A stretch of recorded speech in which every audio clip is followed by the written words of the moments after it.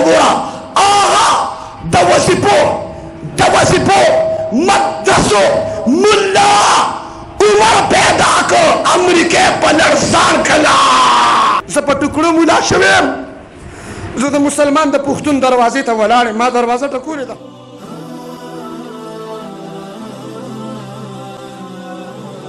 چند گزارشات مخې ته کېښودل غواړم ستاسو څه غواړم په دې مدرسه کې د څه کورس کېږي د قرآن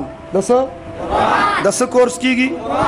زه کورسونه منم د قرآن درس کورس منم د حدیثو کورس منم د انجینرینګ کورس منم د ډاکټرۍ کورس منم د ساینس کورس منم خو د باجو کورسونه دې نه منم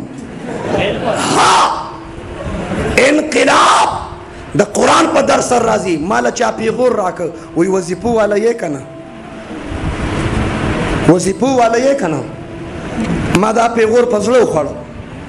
موږ مدرسو والا ته چاندو والا ووایه زه وظیفه خور یم زه چاندو والا یم زه په ټوکړو مولا شویم زه فخر سره وایم ما سار ناشته کې انډ اور پراټا نه ده خوړلې زه په وظیفو مولا شویم پښتونه نن که زه ستا مخې ته ولاړ یم ما قرآن زده کړي ما حدیث زده کړي ما فقه زده کړي ما غیرت زده کړي ما دلیل زده کړي ما بهادري زده کړي او که په دې لږ وخت کې مې دله ډېر کسان ډي ته کړي دي زه په وظیفو مولا یم زه په ټوکړو مولا شویم تا ماله پیغور راکړه چې ټوکړو والی وظیفو والی ما هغه وخت هم چاته خیرونه دي کړي چې چا ماته وظیفه خور ویلي او ما په خپله چاته جواب هم نه دی کړی ماته چا وایي مړي لامبه وه ما زه دله ژوندي هم لامبم خو ته راشه توجه ما وظیفه راغونډه کړې جامع محمدیه کې ما د شیخ صاحب په مدرسه کې وظیفه راغونډه کړې ده زه په ټوکړو مولا شویم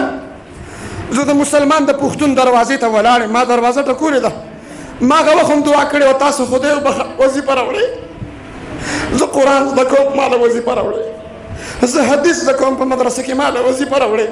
زه د الله کلام زده کوم زه د پیغمبر سنت زده کوم زه د خاتم الانبیا حدیث زده کوم تاسو خدای وبخه زه وظیفه غواړم ماله وظیفه راکړئ چا ټوکړه راکړه چا سړه راکړه چا د خپل کور مخې ته دیګه راکړه زما ټولې مدرسې په ټوکړو چړېږي مولیان په ټوکړو تیار شو حافظان په وظیفو تیار شو کائنات کې وګوره دا ټول علما مونږ وظیفو والا یو وایه مونږ څه والا یو وایه څه والا یو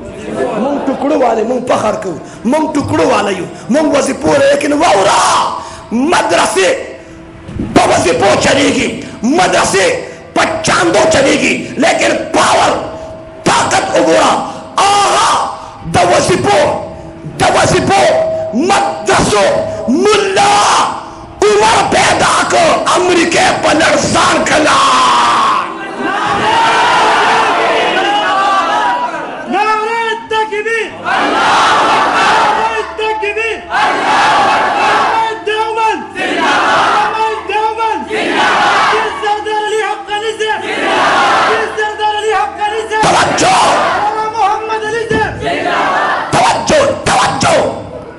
تا د وظیفو والا څو ورکته کپر او سوپر پاور یې دله په تېښته باندې مجبوره کړ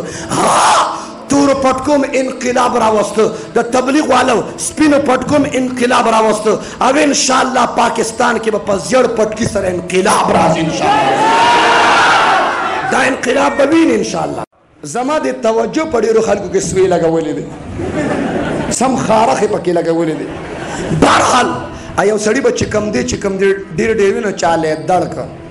هغه ورته وایي دا چې کوم دی پکې مه وایه خبرې کوه خو دا چې کوم دی پکې مه وایه هغه ورته وایي که څوک مې سر د تنې غوس کې چې کوم دی په مخامخ یې ورته وایي که څوک مې سر د تنې غوس کې چې کوم دی واو به نړمه د چې کوم دی نه چې کوم دی نو بهرحال دا هر چا خپل ته کې کلامي